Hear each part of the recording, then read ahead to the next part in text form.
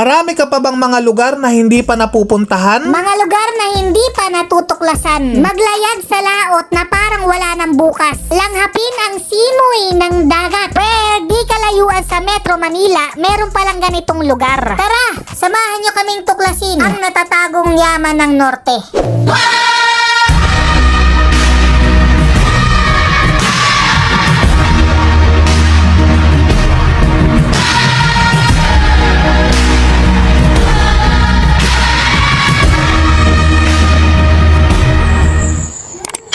Hello, what's up, ka-Team Jerjer? After namin dumaan sa McDonald's, binaybay namin ang NLEX papunta sa Subic. At nakarating na nga kami dito sa Subic Bay, kung saan yung terminal na mga yate. Bago ka makapasok, kailangan mag-book ka muna online para sure na merong available na yacht para sa'yo. Fatima Labangka, yung yate na sinakyan namin. Pagpasok mo, magbabayad ka ng 2,000 pesos terminal fee. Kung mag-aarkila ka ng yate, ang 40 feet yacht nila ay nasa 6,000 per hour. Minimum 2 hours. May one-time meal na yan. Kung 50 feet naman na yate, nasa 7,000 per hour. Maximum 30 person. Minimum 2 hours din. Kapag 80 feet yacht, nasa 11,000 per hour naman. Maximum 40 person. Minimum 3 hours. Kung 100 feet na yate, nasa 14,000 per hour. Maximum 40 people. Minimum 3 hours with meal. Pag overnight stay naman, ka-Team Jerjer, 8 p.m. to 8 a.m. maximum of 15 person plus a one-time terminal fee of 2,000 pesos dun sa 50 feet na yate. Ang cost niya ay nasa 35,500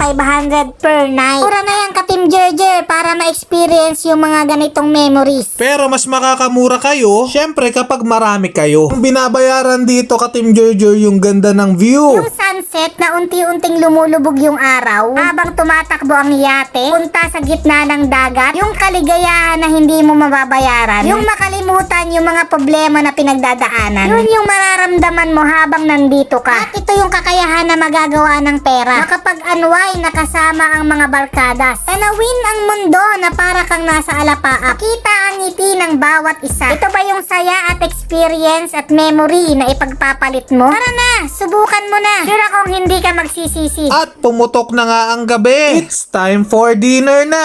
Honestly, ka-Team Jerjer, ang 5-star hotel ang sarap ng pagkain nila dito. Sobrang sarap kaya, ka-Team Jerjer. Habang nakatigil yung yate sa gitna ng laot, sa bawat subo mo, humahampas ang malamig na hangin. Ang sarap sa pakiramdam. Sobrang lambot ng beef nila dito. At sobrang malasa. Kaya sulit ang ibabayad mo. Maraming salamat sa walang sawa mong pakikinig at panonood ng channel ng ka-Team Jerjer. Wag na wag mong kalilimutan. Please like and follow ka-Team Jerjer para makasunod ka sa mga ibang videos na i-upload ko. Hanggang sa muli! Bye-bye!